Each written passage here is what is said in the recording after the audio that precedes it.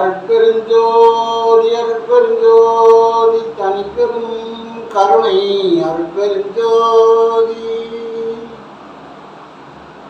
அன்பு ஆண்மையுள்ள நம்மவர்களே, வணக்கம் வணக்கம்.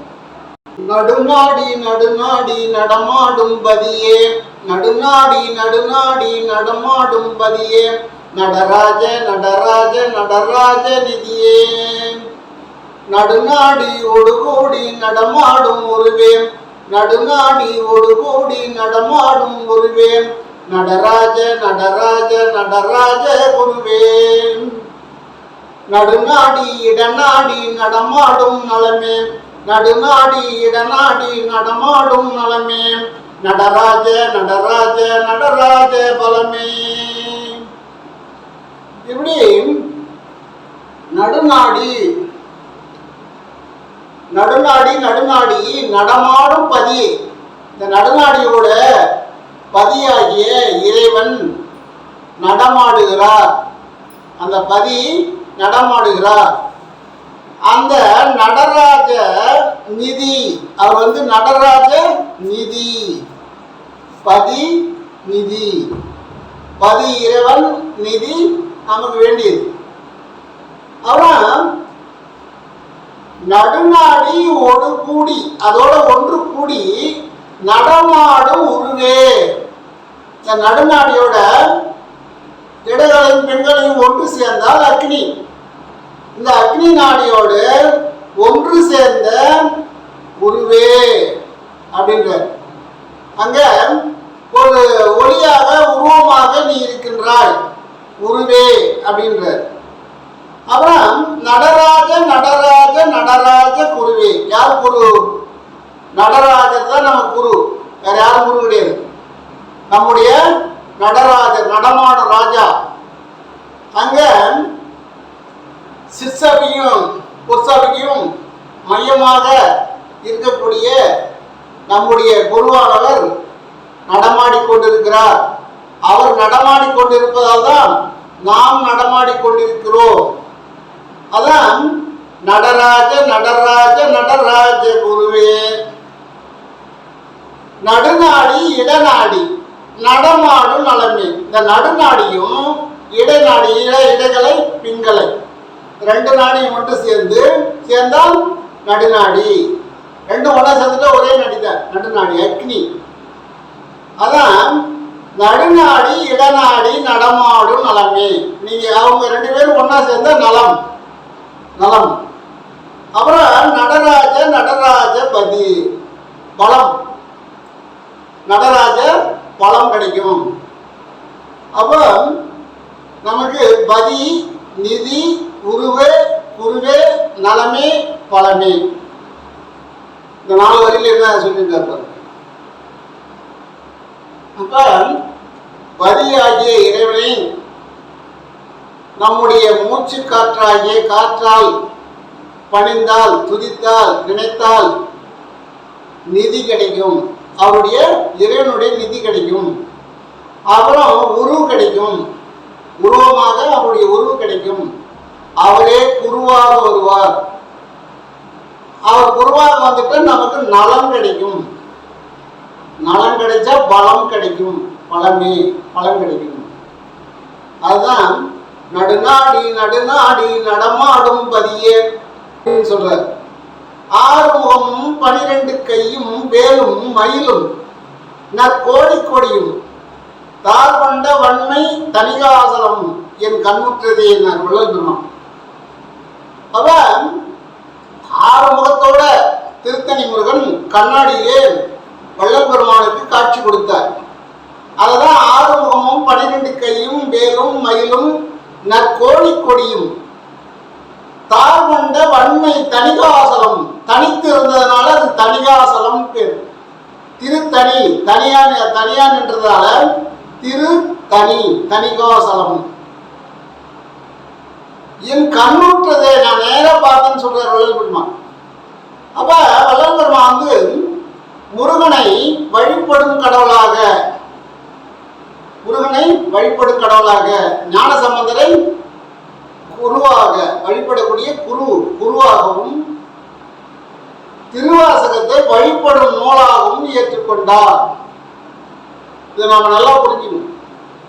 முருகப்பெருமானை வழிபடும் கடவுளாக, இப்போ நாம சன்மார்க்கத்தில் இருக்கிறோன்னு சொன்னா முருகரை வழிபடும் கடவுளாகவும், வள்ளல் பெருமானை வழிகாட்டிய குருவாகவும், திருவாசகத்தை திரு அருட்பாவை வழிபடும் நூலாகவும் நாம் ஏற்றுக்கொள்ள வேண்டும். ஏன்னு கேட்டால் வள்ளல் பெருமான் அவரை முருகன் இடத்துல தான் காட்சி பெற்றார். அப்ப நாங்க டைரக்டா நேரா பெருமான்கிட்டே போகலாம் அப்படின்னு இருக்கக்கூடாது. ஒரு எதா இருந்தாலும் ரெண்டு இருக்குது. கண்ணுன்னா ரெண்டு, காதுன்னா ரெண்டு, மூக்குன்னா ரெண்டு துவாரம். அது போல கணவன் மனைவினா ரெண்டு பேர். இப்படி ரெண்டு ரெண்டா சொல்லிட்டே போகலாம். அப்ப நமக்கு வழிபடக்கூடிய கடவுளாக முருகனை ஏற்றுக்கொண்டு வழிபடும் நூலாக திரு அருட்பாவை ஏற்றுக்கொள்ள வேண்டும். அப்படி இருந்தோம் சொன்னா நம்ம குடும்பத்துல சுவேட்சமாக இருக்கும். எந்தவித நாம யாரையும் ஈ என்று நாம் பிறரை கேளாத இயல்பும், ஈ என்று நாம் பிறரை கேளாத இயல்பும், ஈ என்று வந்தோருக்கு இல்லை என்று சொல்லாமல் திறமும் நமக்கு கிடைக்கும். இதுதான் வள்ளல் பெருமான் தெல்ல தெளிவாக 6ஆம் திருமுறையில எழுதியிருக்கிறார். வடார்காடு தென்னார்காடுன்னு இருந்தது. வடார்காடு அப்படின்னா வேலூர், தென்னார்காடுன்னா கடலூர். ஏற்கனவே வடார்காடு தென்னார்காடு தான். இந்த ரெண்டுக்கும் மத்தியில இதுல நடுவில் இருக்கு ஒத்தை ஊர் அப்படின்ற ஒரு சிவதலம் இருக்கு. ஒத்தை ஊர்னு ஒரு சிவதலம். அங்கு திருஞான சம்பந்தர் சில காலம் தங்கி திருவாசகம் படித்தார், திருவாசகம் எழுதினார், ஓதினார், பாடல் பாடினார், சில பதியங்களை அங்கே பாடினார். அந்த தலத்துல ஞான சம்பந்தர் சில காலம் பாடி திரும்ப சென்றிருக்கிறார் திருவண்ணாமலை. அப்ப அதே 7ஆம் நூற்றாண்டுல ஞானசம்பந்தர் அந்த தலத்திலே பதியங்களை பாடும் பொழுது அந்த தலத்தில் இருந்த பனை மரம், ஆண் பனை மரம் ஞானசம்பந்தர் பதியங்களை பாட பாட சிவபெருமான் மேல பதியங்களை எழுத அந்த மரமானது பெண் மரமாக மாறியது. பெண் மரமாக மாறி காய் காய்ச்சி நொங்கு பதநீர் எல்லாம் கொடுக்குது. மக்களுக்கு பசி தீர்க்கக்கூடிய நொங்கு பதநீராக கொடுத்தது, நோய் தீர்க்கக்கூடிய மருந்தாக இருந்தது. இது ஒரு பெரிய அற்புதம். ஏன்னா ஞானசம்பந்தர் அங்கு சில நாள் தங்கியதுக்கு இந்த அற்புதம். ஒரு ஆண் பனை பெண் பனையாக மாறிவிட்டது. வரலாறு இருக்கு, வரலாறு எழுதியிருக்கிறாங்க. இது புனைந்து சொல்லல, வரலாறு இருக்கு. திரு அருட்பாவிலே இருக்கு, ஓரநடியில் எழுதுறதுல இருக்கு. அதனால அது 7ஆம் நூற்றாண்டுல அவர் தங்கி இருந்தார் திருஞான சம்பந்தர். 18ஆம் நூற்றாண்டுல வள்ளல் பெருமான் அந்த ஆலயத்துக்கு சென்று சில நாள் தங்கியிருந்தார். அந்த ஆலய பூசகர் அவர் பேரு சிவஞானம். அந்த சிவஞானம் வள்ளல் பெருமான் இடத்துல சில பதியங்களை நீங்க எழுதி கொடுக்க வேண்டும் அப்படின்னு கேட்டுக்கொண்டார். அதன் பிரகாரம் வள்ளல் பெருமான் சில நாள் தங்கி அங்கே சில பதியங்களை எழுதி கொடுத்தார். இப்போ 18ஆம் நூற்றாண்டு, 7ஆம் நூற்றாண்டுல ஞானசம்பந்தர் நேரடியாக போனார், அங்கே பதியங்களை பாடினார். ஆண் பனை பெண் பனை மரமாக மாறியது. அதே ஆலயத்துக்கு 18ஆம் நூற்றாண்டிலே வள்ளல் பெருமான் செல்கிறார். சில பதியங்களை எழுதி கொடுத்திருக்கிறார். அந்த சிவஞானமும் வள்ளல் பெருமானும் நெருங்கிய ஒரு நண்பர்களாக இருந்திருக்கிறார்கள். அதன் பிறகு வள்ளல் பெருமான் கந்தக்கோட்டத்துக்கு வந்துவிட்டார். அதன் பிறகு சிவஞானத்துக்கு திருமணம் நடந்தது. திருமணம் நடந்த உடனே சில காலம் கணவன் மனைவி ஒன்றோடு நல்ல முறையிலே வாழ்ந்து வந்தார்கள். சிறப்பாக வாழ்ந்து வந்தார்கள். சில காலங்கள் கழித்து சிவஞானத்தின் மனைவி பார்வதி அம்மையாருக்கு கருவுற்றார் என்ற செய்தி சிவஞானத்துக்கு தெரிய வந்தது. அவெல்லாம் மருத்துவ வச்சுருப்பாங்க, அவங்க கையை பிடிச்சி பார்த்தா சொல்லிடுவாங்க கரு உண்டாயிடுச்சு அப்படின்னு. இந்த ஸ்கேன் பண்ணுறது, ஃபோட்டோ எடுக்கிறது, அடிக்கடி ஃபோட்டோ எடுக்கிறது அதெல்லாம் அந்த காலத்தில் கிடையாது. நாடி பார்த்த உடனே எத்தனை மாதம் அப்படின்றதெல்லாம் கரெக்டாக சொல்லுவாங்க. நாடி பார்த்த உடனே கர்ப்ப நாடியா அப்படின்னு சொல்லுவாங்க. அது போல வைத்தியர்கள் இருந்தாங்க அந்த காலத்தில். இப்போ ஒரு இடத்துல இருக்கிறாங்க. நாடி பார்த்த உடனே வாத நாடி எப்படி போகுது, பித்த நாடி எப்படி போகுது அப்படின்னு சொல்லக்கூடியவங்க இருக்காங்க. அதே நாடியை பார்த்து கருவறையில என்ன பிரச்சனை இருக்குதுன்னு சொல்லக்கூடியவங்க இருக்காங்க. நாடியை பார்த்த உடனே ஒரு ஆண் மகனுக்கு என்ன பிரச்சனை இருக்குதுன்னு சொல்லக்கூடியவங்களாம் இருந்தாங்க. சில இடத்துல இருக்கிறாங்க. அப்படி வள்ளல் பெருமான் சிவஞானத்துக்கு தன்னுடைய மனைவி பார்வதி கருவுற்றார் என்று சொன்ன உடனே அவர் காசி யாத்திரை சென்று விட்டார். காசிக்கு யாத்திரையாக போயிட்டார். பார்வதி அம்மா தனியாக இருந்தாங்க. அந்த ஊர் மக்கள் உதவி செஞ்சாங்க. பூசகர் வெளியே சென்று விட்டார், காசி யாத்திரை சென்று விட்டார் அப்படின்னு அவங்க உணவு கொடுத்து அந்த அம்மாவை பாராட்டி பார்த்துக்கிட்டாங்க. அப்படி பார்த்த உடனே 10 மாதம் கழிந்த உடனே ஒரு ஆண் குழந்தை பிறந்தது. அந்த ஆண் குழந்தைக்கு அந்த அம்மா பானுகவி அப்படின்னு பேர் வச்சாங்க. பானுகவின்னா அந்த அம்மா பார்வதி பானுகவி. ஏன்னு கேட்டா கருவுற்ற ஒரு 2 மாதத்திலே கணவன் தன்னை விட்டு பிரிந்து சென்று விட்டார். அதனால தன்னுடைய இன்சில் ஏன்னா கணவனே இல்லையே, அப்போதான் எந்த தொலைத்தொடர்பு கிடையாது, எங்க இருக்கிறாங்கன்னு சொல்ல முடியாது. அவர் சொல்லிட்டு போனது காசி யாத்திரைன்னு சொன்னார். அதனால அந்த அம்மா என்ன செஞ்சாங்க, பார்வதி பானுகவி அப்படின்னு பேர் வச்சார் தன்னுடைய குழந்தை. அவன் நல்ல முறையில படித்து நல்ல ஆசிரியர்கள் வியந்து போகும் அளவுக்கு வள்ளல் பெருமான் மாதிரி ஆசிரியர் வியக்கும் அளவுக்கு படித்தார். நன்கு அறிவாளியாக இருந்தார், பகுத்தறிவு கொண்டவனாக இருந்தார். அதை பார்த்த ஆசிரியர்கள் வியந்து போனார்கள். அப்ப அவனுக்கு ஒரு 15 வயது ஆகும்போது பார்வதியிடம் கேட்கிறான், அம்மா அப்பா எங்க, நீங்க தான் இருக்கிறீங்க, அப்பா எங்க அப்படின்னு கேட்கிறான். ஏன்னா கூட படிக்கிற பசங்க எங்கடா அவங்க அப்பா இன்னைக்கு என்ன வாங்கி கொடுத்துருந்தாரு, தீபாவளிக்கு என்ன வாங்கிட்டு வந்தாரு, பொங்கலுக்கு என்ன வாங்கிட்டு வந்தாரு பசங்க கேட்கல. அப்படி கேட்கும்போது அவனுக்கு எதுவும் சொல்ல முடியல. அவங்க அம்மாட்ட கேட்குறான், அம்மா அப்பா எங்கே அப்படின்னு. அதுக்கு பார்வதி அம்மா சொல்றாங்க, அப்பா காசி யாத்திரை போயிட்டு வரேன்னு சொன்னார், ஆனால் இதுவரையும் வரவில்லை. இறைவனிடத்துல பிரார்த்தனை செய், கண்டிப்பாக வந்து விடுவார் அப்படின்னு சொன்னாங்க இந்த அம்மா. அது இவருக்கு ஒரு ஏக்கமாக இருந்தது. யாருக்கு? பானுகவி. ரொம்ப ஏக்கப்பட்டார், அப்பா இல்லையே அப்படின்னு. தாய் அடித்தால் தந்தை உடன் அணைப்பார், தந்தை அடித்தால் தாய் உடன் அணைப்பார். ஒரு தாய் அடித்தால் தந்தை அதை கூப்பிட்டு வடக்கண்ண நீ பார்க்கலாம், நான் பார்த்துக்கிறேன் அப்படின்னு ஒரு ஆறுதல் சொல்லுவாங்க. இவருக்கு எந்த ஆறுமே இல்லை, தந்தை இல்லை. அது ஒரு ஏக்கம். அப்படி இருக்கின்ற பொழுது ஒரு நாள் பானுகவி காலையிலே சேஆறுன்னு அங்க ஒரு ஆறு ஓடுது அந்த ஆலயத்துக்கு பக்கத்துல. அந்த ஆத்துல தான் காலையில நீராடும். அதுல போய் நீராடுறார்.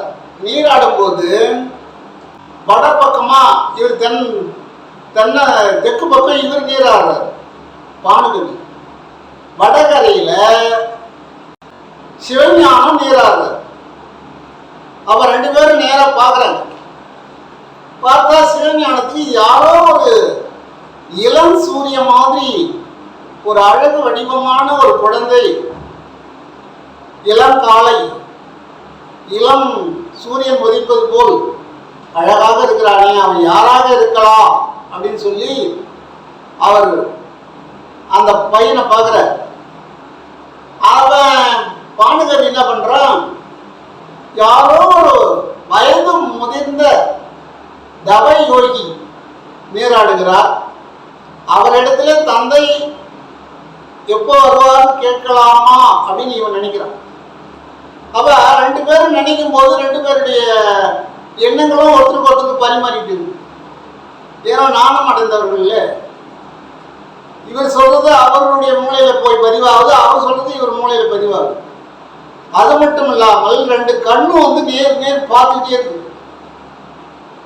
கண்கள் இரண்டும் உம்மை கண்டு தேடுதே, காலம் இனி நம்மை ஒன்றாய் கொண்டு சேர்க்குமோ. அப்படி இவங்க ரெண்டு பேரும் கண்ணால பாக்குறாங்க. தந்தையார் எப்போ வருவாருன்னு இவர் பார்த்துட்டு இருக்காரு, பிள்ளையை எப்போ பார்க்க முடியும்னு அவர் பார்த்துட்டு இருக்காரு. இருந்தாலும் கண்ணு சென்று பற்றும் கருவின்னு சொல்லுவாங்க. ஒரு தூரத்தில் இருக்கிறவங்கள யாரு என்னன்னு அது பார்த்து மூளைக்கு சொல்லக்கூடியது கண்ணு. அதான் கண்ணால ரகசியம் பேசிக்கிட்டோ அப்படின்னா, கண்ணாலதான் பல ரகசியங்களை பேச முடியும். கண்ணாலதான் எல்லாமே ஒருவர் நல்லவரா கெட்டவரான்னு பார்க்க முடியும். கண்ணை பார்த்தாலே அவன் நல்லவரா கெட்டவரான்னு சொல்ல முடியும். கண்ணை பார்த்தாலே குற்றம் செய்தவரா நிரபராதியான்னு சொல்ல முடியும். அப்ப இரண்டு கண்களும் நேராக பார்த்து, கண்ணு என்ன ஒருவர் ஒரு 2 நிமிஷம் நேராக பார்த்து நம்ம நண்பர்களுடைய பேசி பாருங்களா, உடனே அவங்க வெளியிடுவோம். கண்ணை பார்த்து பேச மாட்டாங்க. இப்பவும் அது நடைமுறை. நேருக்கு நேரம் கண்ணை பார்த்தே பேச சொல்லுவாங்க, பேச மாட்டாங்க. அவர் இப்படி திரும்பின்னு பேசுவார், இவர் இப்படி திரும்பின்னு பேசுவார். அதுபோல கண்ணுக்கு அவ்வளோ ஒரு பவர் இருக்கு.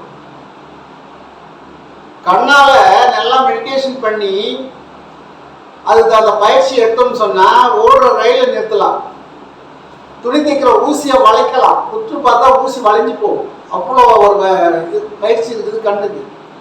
கண்ணாலே உடல்நலம் பாதிக்கப்பட்டவரை அந்த கண்ணை உற்று நோக்கி பார்த்தோமானால் அவருடைய உடல் நலம் சரியாகிவிடும்.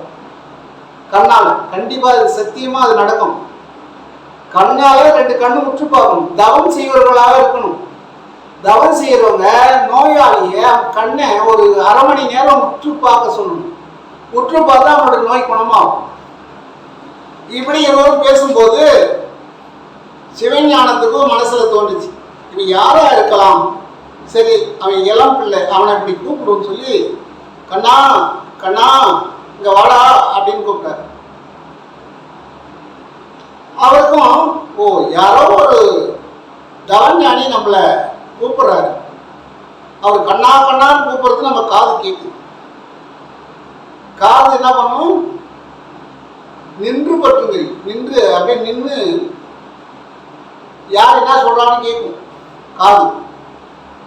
கண்ணு சென்று தான் பார்க்கும், சென்று தான் யாரும் நிர்ணயம் பண்ணும்.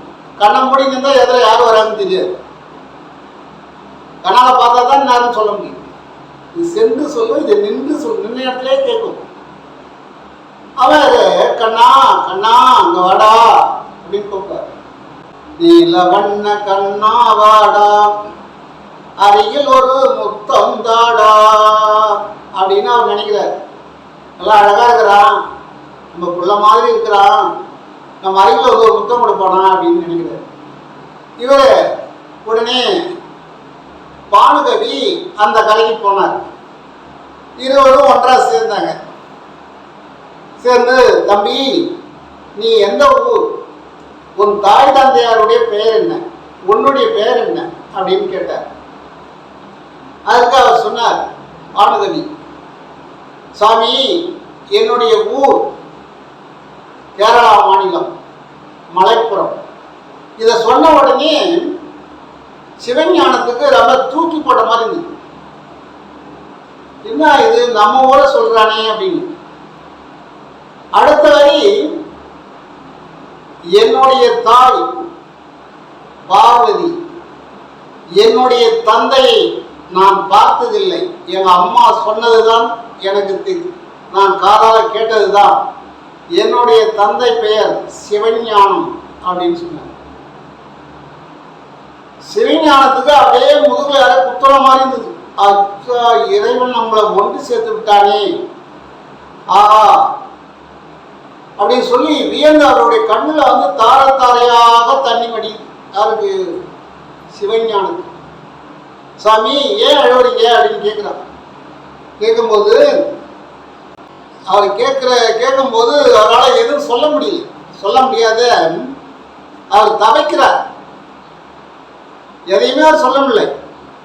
அப்போ அவர் மனசுல நினைக்கிறார், கண்ணா நீயும் நாம் ஒன்றா சேர்ந்தோமே, கண்ணா நீயும் நாம் ஒன்றா சேர்ந்தோமே அப்படின்ற. அப்புறம் இது விதியோ இல்லை இறைவன் சதியோ, இது விதியோ இல்லை இறைவன் சதியோ, நீயும் நானும் ஒன்றா சேர்ந்தோமே அப்படின்னு ஒரு பாடும்போது அவர் என்ன சொல்றாரு, சாமி நீங்க என்ன சொல்றது தெரியல, நீங்க யார் அப்படின்னு கேட்கிறான் ஆனந்தனி. அப்பா கண்ணா, நான் உன்னுடைய தந்தை என்று சொல்வதற்கு கூட அருகதை இல்லை. ஏன்னு கேட்டா, நீ கருவுற்ற உடனே நான் காசி யாத்திரை சென்று விட்டேன். ஆகையினால நான் உன்னை என்னுடைய பிள்ளை என்று எப்படி சொல்வது? உனக்கு பாலூட்டி சீராட்டி வட்டிலும் தொட்டிலும் மார்மேலும் தோல்மேலும் போட்ட அந்த தாய் பார்வதி தான் உனக்கு கடவுள். நான் எதையும் செய்யாத பாவி, நான் தந்தை என்று சொல்வதற்கு எனக்கு அருகதை இல்லை என்று அழுதார். அப்படி அழும்போது சொன்னார், இது விதியா இருக்கலாம், இல்லை சதியா இருக்கலாம், இறைவனுடைய சதியோ இல்லை விதியோ அப்படின்னார். அவனா இறைவன் தான் கொண்டு சேர்த்து வைத்தான் அப்படின்னு சொல்றார்.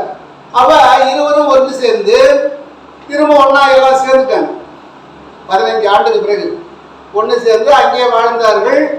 இன்னைக்கு சிவஞானத்தினுடைய சமாதியும் பானுகவியினுடைய சமாதியும் அங்கே அந்த ஆலயத்துக்கு அருகிலே இருக்கிறது.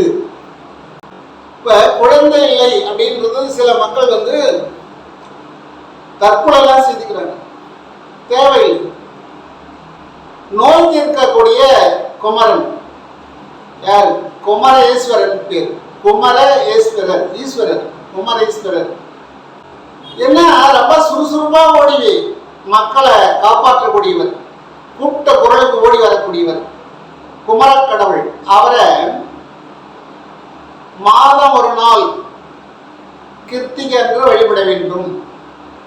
அதே போல மாதம் ஒரு நாள் பூசத்தன்று தீன் சுவை தண்ணீர் கோடை இருக்கு, அதுல போய் குளிச்சு நீராடி கொஞ்சம் தீர்த்தம் சாப்பிட்டு அங்கே ஏழைகளுக்கு தானம் செய்து, முருகனுக்கும் அதே போல அந்த கார்த்திகை அன்னைக்கு மயிலம் அந்த குளத்துல நீராடி அந்த மலை மீது சற்று இறைவனை மூழ்கி தவம் செய்ய வேண்டும். மனமுருக தவம் செய்ய தேர்தல் மனமுருக கண்ணமூடி முருகா முருகா எங்களுடைய பிள்ளை குறை நீங்க வேண்டும், இல்லை ஒரு பிள்ளை என்று எங்கோர் பலர் இருக்க, பலர் ஏங்கிக்கிட்டு இருக்கிறோம், கேட்காத இடத்துல நிறைய பிள்ளைகள் உருவாகுது, நாங்கள் இல்லை ஒரு பிள்ளை என்று ஏங்கி இருக்கின்றோம் அப்படின்னு சொல்லி சுமார் 1 வருட காலம் மயிலம், அடுத்தது மேட்டுக்குப்பம், தீன் சுவை நீரோடை. இந்த நீரோடையிலே நிறைய பேர் எனக்கு தெரிஞ்சு தண்ணி வெளியூர்காரங்களாம் தண்ணி எடுத்துட்டு போவாங்க. அவங்க கேட்டதுக்கு என்ன சொல்றாங்க, எங்களுக்கு ஏதோ உடம்பு சரியில்லைன்னா அந்த தண்ணியை நாங்கள் சாப்பிடுவோம், 3 மாதம் கூட வச்சுக்குவோம், நல்லா தான் இருக்கும் அப்படின்னு சொல்லுவாங்க.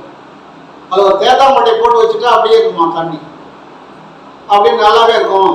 எங்கள் வீட்டில் கால்நடைக்கு உடம்பு சரியில்லாட்டாலும், வீட்டில் யாருக்கு உடம்பு சரியில்லாட்டாலும் நாங்கள் இதை தீர்த்தத்தை சாப்பிடுவோம் அப்படின்னு சொல்கிறேன்.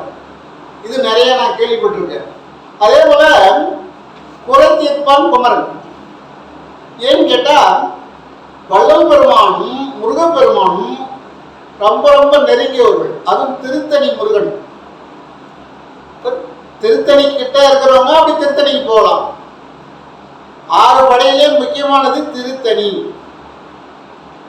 எல்லா அருணகிரிநாதருக்கு காட்சி கொடுத்தவர் திருத்தணி முருகன், பாம்பன் சாமிகளுக்கு காட்சி கொடுத்தவர் திருத்தணி முருகன். வள்ளல் பெருமானுக்கும் கண்ணாடியில் காட்சி கொடுத்தவர் திருத்தணி முருகன். அதனால்தான் முருகனை வழிபடும் கடவுளாக நான் ஏற்றுக்கொண்டேன் என்று வள்ளல் பெருமான் கூறுகிறார். திரு ஞான சம்பந்தரை வழிபடும் குருவாக ஏற்றுக்கொண்டேன் என்று வள்ளல் பெருமான் கூறுகிறார். திருவாசகத்தை வழிபடும் நூலாக ஏற்றுக்கொள்கின்றேன் அப்படின்னு சொல்லி திருவாசகத்தை நிறைய படிச்சிருக்கார். நாமும் திருவாசகத்தை படிக்கணும். நாமும் திருவாசகத்தை படித்தா இன்னும் நிறைய நமக்கு திரு அருட்பாவும் திருவாசகமும் படிக்கும் போது நமக்கு நிறைய அனுபவங்கள் உண்டாகும். இப்போ நமக்கு அனுபவமே இல்லாமல் இருக்கணும். அதாவது பாசிட்டிவ் நெகட்டிவ் சொல்லுவாங்க. ஒரு மின்சாரம் இருக்குன்னா ஒரு அதுக்கு வந்து கரண்ட் இருக்குன்னா அது ஒரு இடத்துல இருக்கும். அதுபோல வள்ளல் பெருமான் 2 பேரை வந்து ஏற்றுக்கொண்டார். நாம யாரையுமே ஏற்றுக்கல, வள்ளல் பெருமானை மட்டும்தான் ஏற்றுக்கணும். ஆகினால முருகப்பெருமானையும் வள்ளல் பெருமானையும் 2 பேரும் பெருமான் தான் வரும். முருகப்பெருமானையும் வள்ளல் பெருமானையும் வழிபடுவது மிக மிக சிறந்தது. அப்படி பெருமானை மட்டும் வழிபடக்கூடியவர்களுக்கு இந்த மாதிரி சிக்கல் நிறைய இருக்கு. குழந்தை இல்லை, திருமணம் ஆகலை, நிறைய பெண்கள் பார்க்குறாங்க. நிறைய பேருக்கு மனம் முடிக்காதது 40 வயசு 45 வயசுல திருமணம் ஆகாதவே இறந்து போகிறாங்க. அதனால் வள்ளல் பெருமான் வந்து அருட்பாவில் நீங்கள் திருமணம் செய்து கொள்ள வேண்டாம் அப்படி சொல்லவே இல்லை. ஆகினால நீங்கள் முருகப்பெருமானையும் வள்ளல் பெருமானையும் வழிபடும் போது இல்லறவாசியாக இருந்து துறவரம் செல்லலாம், சுவேட்சமாக வாழலாம் என்று சொல்லி இதோடு நிறைவு செய்கிறேன். அப்பா நான் வேண்டுதல் கேட்டு அருள் புரிதல் வேண்டும். உயிர்க்கெல்லாம் நான் அன்பு செயல் வேண்டும். எப்பாலும் எப்பதும் நின்னை மறவாதிருத்தல் வேண்டும். அருட்பெருஞ்சோதி அருட்பெருஞ்சோதி அருட்பெருஞ்சோதி.